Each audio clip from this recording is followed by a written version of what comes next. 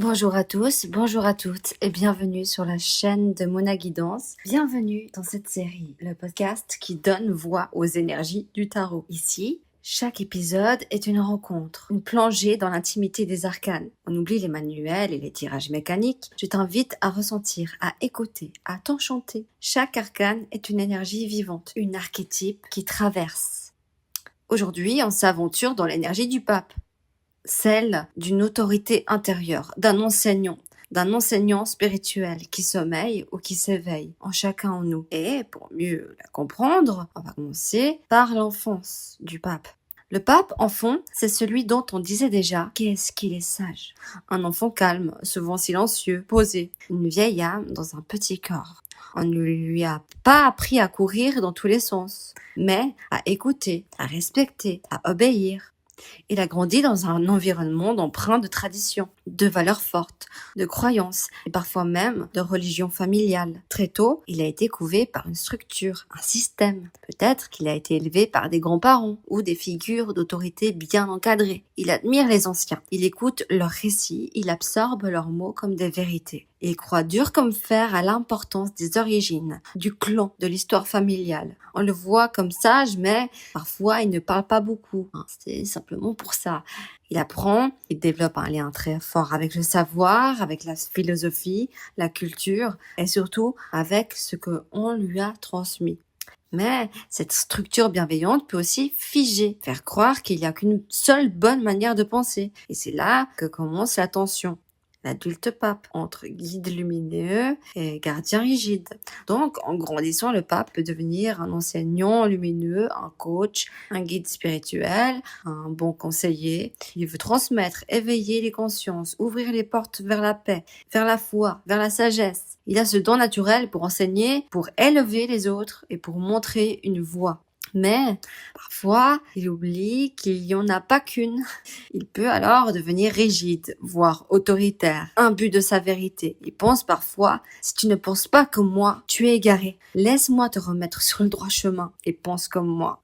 Le pape blessé, frustré, c'est celui qui a tant obéi en fond, alors il ne comprendra pas ceux qui désobéissent. Il attend qu'on l'écoute comme lui a écouté. Il peut alors devenir froid, conformiste, voire gourou. Il impose donc ses croyances. Il rejette ceux qui se soumettent pas à sa vision. C'est un maître qui peut éclairer ou alors écraser. Quels sont les métiers du pape? L'énergie du pape se manifeste dans les métiers qu'il peut transmettre, accompagner, guider. Alors on va parler d'enseignants, de professeurs, de mentors, de guides spirituels, coach de vie, conseiller, médiateur, politique engagé dans ses propres valeurs, moine, prêtre, imam, rabbin, selon les traditions, un compagnon en retraite spirituelle, spécialiste des traditions, de l'histoire, de la mémoire ancestrale, travailleur social ou éducateur. Le pape aime les petits comités, les cercles de réflexion, les lieux de prière ou les lieux de savoir, de retraite. Les leçons du pape. Quand l'arcane du pape apparaît, il peut indiquer un besoin d'apprendre d'une situation. D'un moment où tu es conseillé par une figure sage. Parfois, ça peut être un grand-parent, un thérapeute, un professeur. C'est également une nécessité de transmettre ce que tu sais, même si tu n'as pas encore de diplôme. Une invitation à écouter, à ralentir, à méditer. Ou au contraire, ça peut aussi également être une alerte. Attention à ne pas suivre aveuglément un enseignant, une autorité ou une doctrine qui ne te correspond plus. On va passer aux blessures du pape. Le père, ou la figure dominante, a souvent représenté l'ordre, la loi, la tradition. Il était un modèle, mais un modèle dur, peu émotif. Il dictait ce qui était juste, sans forcément montrer comment aimer. Le pape a voulu être l'enfant parfait, l'obéissant, celui qui mérite l'amour. La mère, plus douce, croyait en lui. Elle priait pour lui, mais souvent, elle s'est tue. Elle ne l'a pas défendu. Elle a transmis la foi, mais aussi la soumission, la honte de décevoir.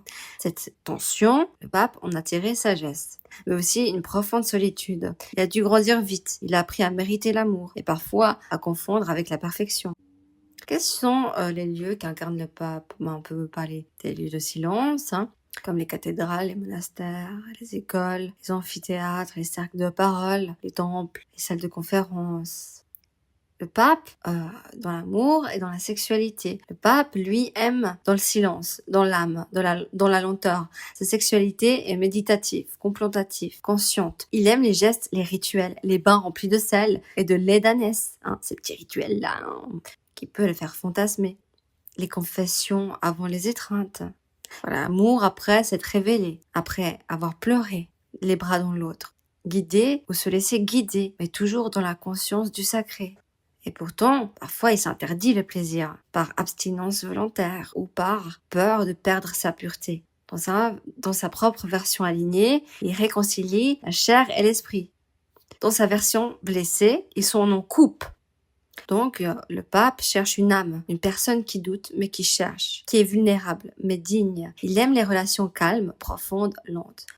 Il ne supporte pas l'hypocrisie spirituelle, les prêcheurs sans intégrité, l'arrogance intellectuelle, les conversations creuses, le chantage affectif, le mépris du sacré, des anciens, des enfants et des morts. Quelles sont les peurs du pape? Le pape a des peurs sacrées, silencieuses. Il porte comme des stigmates invisibles. Ce ne sont pas des peurs égoïstes, ce sont des tremblements de l'âme, des frissons du cœur. Il a peur qu'on dénature ses paroles, qu'on leur arrache de leur contexte, qu'on les retourne contre l'amour au lieu de l'incarner. Ma parole est prière. Si elle devient arme, je me tais. Il craint d'être mis sur un piédestal, admiré au lieu d'être entendu, suivi aveuglément au lieu d'éveiller l'autonomie. Je ne veux pas d'adorateurs. Je veux des âmes qui se lèvent. Il doute à un monde coupé d'âme, de mémoire, des ancêtres, un monde sans foi ni lien, un monde froid et rapide, sans racines, sans rituel, sans transmission. Il tremble à l'idée de ne pas avoir transmis avant de partir. Mourir sans avoir donné ce que je portais serait une douleur plus grande que la mort. Quels sont les traumatismes du pape? Le pape n'est pas né sage. Il est devenu, à force de se taire, de suivre et de se redresser. Il a connu l'humiliation d'avoir été réduit au silence dans l'enfance, écrasé par l'autorité, étouffé dans son élan. Alors, il a appris à parler, mais avec lenteur, à enseigner, mais avec douceur. Il a été trahi par des frères de foi, des compagnons d'âme qui ont dévoyé ses enseignements pour séduire, manipulé pour dominer. Cette blessure est gravée dans la mémoire. Il l'a aimé sans être aimé en retour. Perçu comme un sage, jamais comme un amant. On l'a regardé comme un guide, mais pas comme un homme. Il a connu l'échec de ne pas avoir pu sauver un être cher, un élève, un proche, une âme, un parent, et qu'il a perdu. J'ai prié pour elle, mais elle est tombée, et cela, je le porte encore.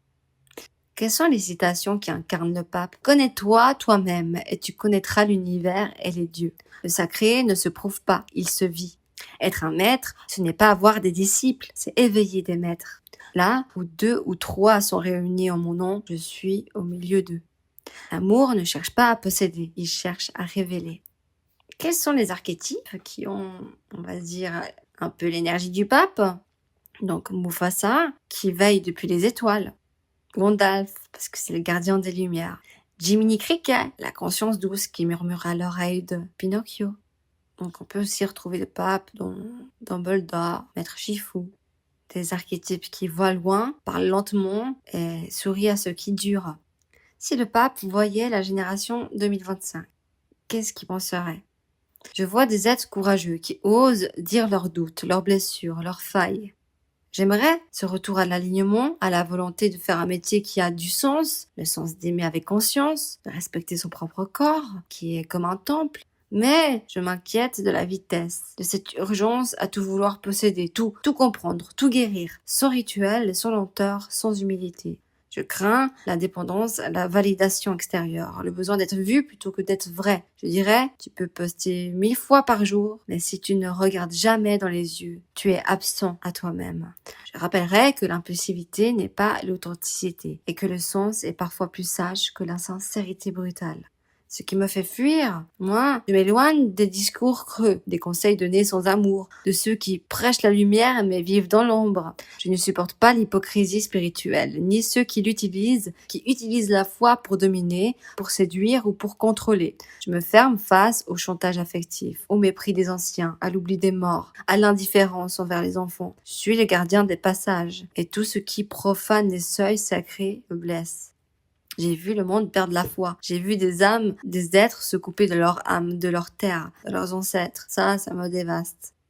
Comment on reconnaît le pape dans la vie de tous les jours? C'est quelle attitude, l'archétype du pape? Il joint ses mains avant de parler. Il ferme ses yeux quelques secondes avant de répondre. Il touche souvent un symbole sacré qu'il porte souvent sur lui. Il se lève tôt parce que la journée efface la vérité. Qui va dire souvent ces tics verbaux? Ce qui est vrai restera. Parle seulement si c'est plus doux que le silence. Et toi, qu'en dis-tu? Je corrige doucement quand tu te dénigres. Je place ma main sur mon cœur quand une vérité me traverse. Je suis celui qui écoute plus qu'il ne parle, car j'attends que tu te révèles. Le pape, dans sa version désalignée, et red flag, Le pape, dans une version toxique, c'est celui qui va être donneur de leçons, moraliste, culpabilisant. Je peux me cacher derrière la spiritualité pour éviter mes propres blessures. Je peux devenir froid, inaccessible, nourrissant mon ego spirituel à traverser mes disciples. Je peux discréditer l'intuition, manipuler sous couvert d'amour ou de foi, imposer ma logique en rejetant l'instinct. Je peux être un faux guide qui prétend enseigner la foi alors qu'il fuit sa propre humanité. Moi, le pape, je conseille de ne pas chercher un gourou, mais de rechercher un maître. Et un vrai maître te ramènera toujours à toi, à toi-même, jamais à lui. Fais des choses que tu pourras pas poster sur les réseaux sociaux, mais fais des choses qui construiront ta paix. Souviens-toi, la spiritualité commence de la manière dont tu regardes, dont tu respectes ce que tu dis, et dans la façon dont tu respires quand tu es seul. Quels sont les événements du quotidien qui portent l'énergie du pape? Il y a dans certaines scènes simples de nos vies quelque chose de sacré, quelque chose de pape. Alors voici ces exemples-là. Quand un grand-parent, le regard doux, tourné vers le passé, partage son histoire avec un enfant, avec son petit enfant. Ou non. Quand une mémoire se transmet, quand un flambeau d'âme en âme, une vérité traverse les générations. Là, l'énergie du pape est pleinement vivante. Quand un professeur croit en son élève plus que lui-même n'y croit encore. Quand un mot, une phrase, un regard éveille chez un jeune. Ça devient une vocation, une foi en soi. C'est le savoir qui devient transmission. C'est la main tendue du pape dans la traversée du doute. Lorsqu'un mariage est célébré, non pas par habitude ou convention, mais dans une pleine conscience de l'engagement. Quand deux êtres s'unissent devant la terre, le ciel, les proches, leur propre vérité intérieure.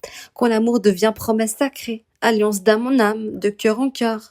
Alors le pape veille en silence sur cette cérémonie. L'énergie du pape est là aussi dans un discours de cœur à cœur. Quand deux êtres s'ouvrent, se livrent, se soutiennent. Il est là également dans le silence partagé d'une méditation. Quand aucun mot est nécessaire, mais que la présence est totale. Il est également là dans un documentaire qui bouleverse. Quand un penseur, un philosophe, un guide transmet son feu sacré à travers l'écran. Quand l'enseignement devient vivant, incarné, vibrant. Il est également là dans un repas partagé. Ces instants où les âmes se rencontrent entre bouchées, où la nourriture devient une offrande, les regards une reconnaissance. Aussi, quand on marche côte à côte sans avoir besoin de se parler. Et là, dans le courage de demander pardon. C'est la noblesse de pardonner aussi. Dans cet acte humble, il ramène à l'amour, à l'humain, à l'essentiel.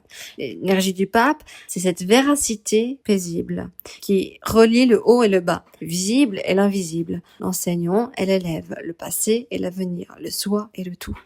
Toi, dans l'énergie du pape, qu'est-ce que tu as appris et que tu aimerais transmettre à ton tour?